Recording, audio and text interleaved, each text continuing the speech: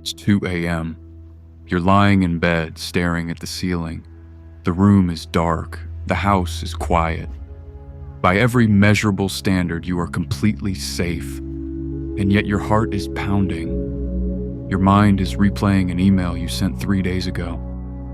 Did it come across badly? What if your boss reads it differently than you meant? What if... Stop. Ask yourself this. Why? Why is your body reacting as if you are in danger? Why is your heart racing over something that already happened, that you cannot change, that may not even be a problem at all? Here is the answer most people never hear. Your brain is doing exactly what it was built to do. Not malfunctioning, but performing perfectly for a world that no longer exists. And once you understand why, everything changes. Cast your mind back, thousands of years. Your ancestors lived in small tribes, facing the raw, unfiltered harshness of nature. Every single day was a direct negotiation with survival, predators, scarce food, rival groups. The stakes were always immediate and real. Now here's the critical question. Which of your ancestors made it through? It wasn't the careless ones who assumed everything would be fine. The ones who survived were the ones whose brains never stopped scanning. The ones who were always asking, "Is something wrong? Could that shadow be a threat? Was that sound a warning?" The unbothered ones didn't last. The alert, vigilant ones did. And so the human brain was shaped across generations to lean toward caution, toward threat detection, toward worry. You did not inherit a broken brain, but a survivor's brain, one so finely tuned to detecting danger that it kept your entire bloodline alive through some of the harshest conditions in human history. And the problem is, it never received the update. To understand why modern worry feels so inescapable, you need to understand the difference between two types of environments. For the vast majority of human history, we lived in what psychologists call an immediate return environment. Every problem had a fast physical solution. You were hungry, you hunted. You were cold, you built a fire. A predator appeared and you ran. The threat was real, the action was clear, and once it was resolved, it was over. Your nervous system could rest, then everything changed. Agriculture emerged, civilizations rose, life became complex, and today, we live almost entirely in what is called a delayed return environment. Years of study pass before a qualification pays off, months of work before a promotion arrives. Money invested today won't show returns for decades. An email sent now might take 3 days to receive a reply. Nothing is immediate and everything is uncertain, and the results of your actions are always somewhere out there in a future you cannot see or control. Here is the brutal mismatch. Your brain was built for the first world, but you are living in the second one. Deep inside your brain sits a structure called the amygdala, the ancient threat detection system. It was wired from the very beginning for one purpose: to keep you alive. And it does this by treating uncertainty as danger. So when a problem has no immediate solution, when the outcome is unclear and the result is out of your hands, your amygdala does the only thing it knows how to do. It loops. It runs the scenario again and again, scanning for the exit, preparing for the attack, searching for the resolution that never comes. It cannot distinguish between "there is a lion outside my cave" and "I don't know if my boss liked that email." To that ancient part of your brain, uncertainty equals threat, and an unresolved threat demands constant attention. This is not weakness or dysfunction. This is a brain doing exactly what it was built to do, in a world it was never built for. And this is where the ancient world steps in, not with comfort, but with tools. The Stoics were not dreamers. They were not monks sitting in caves. They were soldiers, slaves, and emperors, people living under enormous pressure who needed philosophy to actually work. What they built was less a school of thought and more an operating system for the human mind. Here are the 3 tools. Epictetus was born a slave in ancient Rome. He had no freedom, no property, and no power over his own life. And yet he became one of the most psychologically liberated humans who ever lived. His core teaching was this: men are disturbed not by things, but by their opinions about things. His method was simple to understand and difficult to master. Every single worry in your life falls into one of 2 categories: things you can control right now, and things you cannot. That is it. The email is sent. Whether your boss reads it charitably or critically is not yours to control. What is yours? Following up, clarifying, having a conversation. That is the first bucket. Everything else, the interpretation, the outcome, the reaction, is the second bucket. Your brain is not just worrying. It is burning real fuel on things that are not yours to influence. Every hour spent in the second bucket is an hour stolen from the first.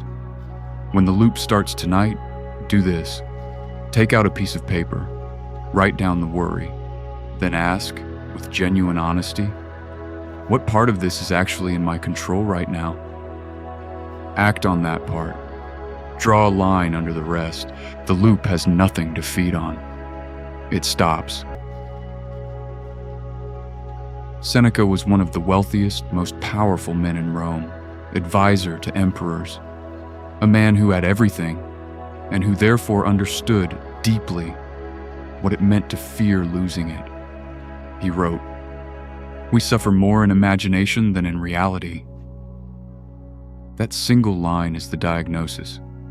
And premeditatio malorum, the premeditation of evils, is the cure. Your brain loops because it fears the unknown.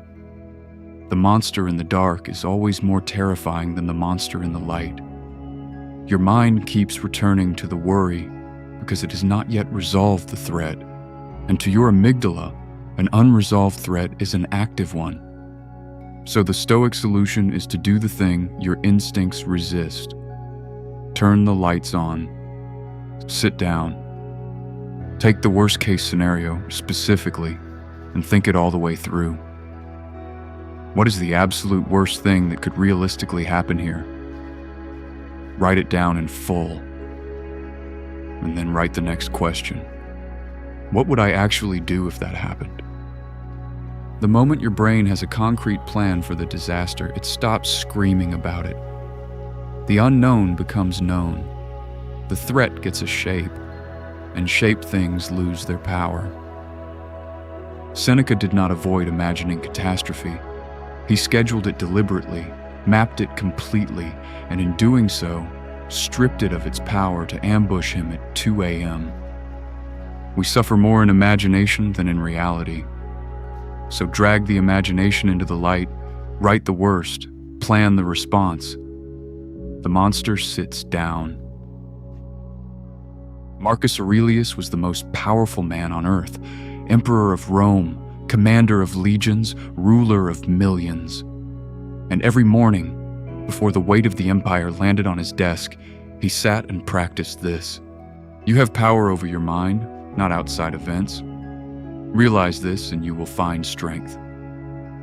He called it the view from above. And it works like this. Start where you are. See yourself lying in your room, in your house, on your street. Then zoom out to your city. Millions of people, millions of problems, millions of worries running in parallel with yours. Zoom out further. Your country, the continent, the pale blue dot as seen from space, and further still, the sweep of history. Centuries of human beings who carried their own worries, lived their lives fully, and passed on. This is not nihilism or saying your problems don't matter. It is calibration. It is returning your problem to its actual size after the ancient part of your brain has inflated it to fill the entire sky. Neuroscience now confirms what Marcus knew intuitively. Activating the brain's wider perspective networks physically cools down amygdala activity. The threat response dims because you can finally see it clearly. Zoom out, breathe, return. The Stoics gave you 3 tools, and they work. But notice what all 3 tools have in common. They require effort. Sorting, writing, zooming. They are acts of the disciplined mind wrestling itself back under control. And for most situations, that is exactly what you need. But there is a deeper question the Stoics do not fully answer. What if the problem is not just what you think, but how you are relating to thinking itself? What if the loop persists, not because you haven't sorted it correctly, but because the very act of mental force, the grasping, the controlling, the managing, is itself keeping you tense? This is where a very different voice enters, from ancient China. Lao Tzu, the author of the Tao Te Ching, did not build a toolkit. He pointed at something beneath all toolkits. He called it the Tao, the way. And his teaching is not something you apply. It is something you return to. To the mind that is still, the whole universe surrenders. Read that again slowly. Not to the mind that is disciplined, not to the mind that has sorted its worries correctly, to the mind that is still. Lao Tzu observed that the human mind in its natural, undisturbed state is not anxious. Worry is not your default. It is a disturbance, like wind on the surface of water. The water itself is calm. The stillness is already there, underneath. So how do you get there? Not by forcing. That is the central paradox of his teaching. The harder you try to stop worrying, the more you feed the loop. The tighter you grip, the more the tension builds. This is what he called way, forceful action, and he taught that it almost always creates more resistance than it resolves. The alternative is wu wei, effortless action, non-resistance. Here is what that looks like in practice. When the loop begins, do not fight it. Do not tell yourself to stop. Do not grab the thought and wrestle it to the ground. Instead, notice it. Step back 1 inch. Observe the thought as if you are watching a river from the bank. The river is moving. You are still. You are not the current. You are the one watching the current. Ask yourself, where am I right now in this exact moment? Not in the email, not in the imagined future, right here. The room, the breath, the physical sensation of existing in this second. Lao Tzu would say, return to the Tao. You might say, return to now.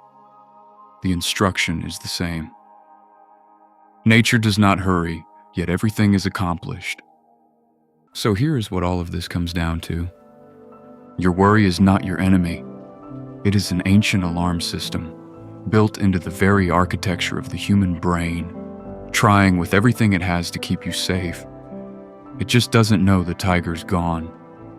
So don't fight it, don't shame it, acknowledge it.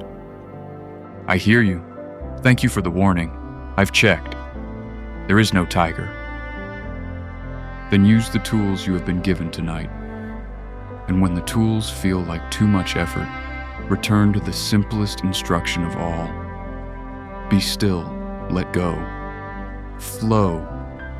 The Stoics will carry you far. Lao Tzu will carry you the rest of the way. That is how you quiet a brain that was built for a world far harsher than the one you live in today. And that is the philosophy of worry. Thank you for watching.